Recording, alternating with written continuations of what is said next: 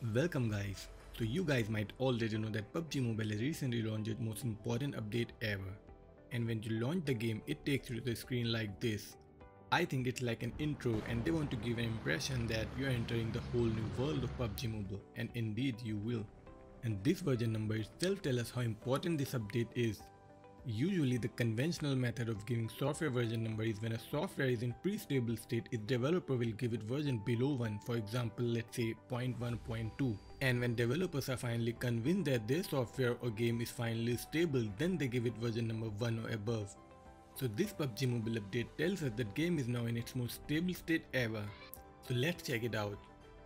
The first thing you notice is the graphics quality of your character. It looks much nicer than before and realism in the game has been increased. They have completely changed the UI and UX icons and sounds also a lot more. The entire game has been made on updated engine with more advanced technology, and according to developers is much better in performance with less lags, and well, they say it every time. You're gonna find out whether they're right or wrong. You can now switch to different screens by swiping from left or right. They have basically split main interface into three parts. One is your lobby, from where you usually find matches and see your friend list and most parts from previous version. And the second screen, this shop menu, where you can find items that are available for purchase. And the third is your profile, where you can showcase your items such as car and guns, but showing more than one item requires spending real money. That's annoying. And your stats such as KD and other info is accessible from this page also. One of my favorite new options is to batch manage your friend list. Previously you couldn't do this. You had to unfriend one by one, but now you can select many friends and delete them at once. That is very convenient now. You can also add alias to the names of your friends so that whenever they change the account name, you don't wonder who they are. You'll have the alias there. That small new feature is quite useful because many times your friends change name and you don't know where they are. Training ground has been completely relocated and I found it quite weird. You have to go to the cheer park first before entering the training ground. So if you wanna join training ground, you have to come to the cheer park and stand here, then you can go to the training ground. Training ground has also been modified quite much. They added a new place in it where you can train yourself with bots. I strongly suggest you turn off the aim assist while training yourself here. And remember, these bots are quite dangerous, so don't take them easy.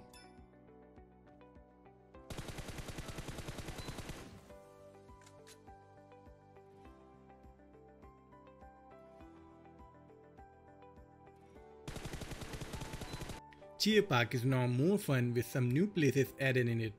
And there's a new contest mode where you can challenge enemies nearby and fight 1v1 with him in a chamber. To challenge somebody in the chamber, you have to come to this place and find somebody who's waiting for another player who's finding the same thing. Graphics of scopes has also been improved, and if you notice red dot, there's something called glass tint added in it which is visible and it looks quite good, but holographic scope doesn't have it. They have added a new option called dynamic FPP switch, and that's a great option for those who constantly switch to FPP or play FPP. What it does is, in FPP your gun and scope become obstacle in your view. If you turn this option on, your gun and scope will be much lower and it will only raise up when you fire from it. That's nice. So that in FPP you can have a better view now. Thompson fire rate has been increased and it can now be equipped with red dot or holographic scope. Now it's even better close combat weapon. They've added a new shotgun in the game which is exclusive to Lyric map, and it's called M1014. And that's a great shotgun in the game. I really miss it in Erangel and other maps. It loads up to 7 rounds and it's outstanding in close combat. I tried it, I fell in love with it, but sadly I don't have it in Erangel.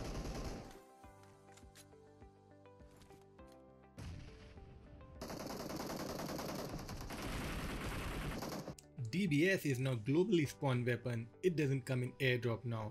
People used to hate it when they chase airdrop and get a DBS. But for a world spawn weapon, it's not that bad. But S12K is still one of the best shotguns for the game. Another good thing they have done to the main menu is you can add up to 2 buttons of your choice in the main menu. Be it settings or clan button or anything you can add. Just touch and hold the button and you get the option to do it, and that's very convenient. And my favorite and everybody's favorite feature these days now, Erangel 2. We'll discuss about various new places with tips and tricks of Erangel 2 in coming videos, but for now let me show you Ultra HD graphics that has now been unlocked after almost 3 years of lock. That's a long time. And the game looks stunning, and to me the graphics looks more dense than before. Not as dense as Sanhok, but I think it's denser than previous Erangel. And what you think about it, tell me in the comments below. I think it's denser and even longer than before. I think it will be more difficult to spot enemies who are prone in it. What do you think?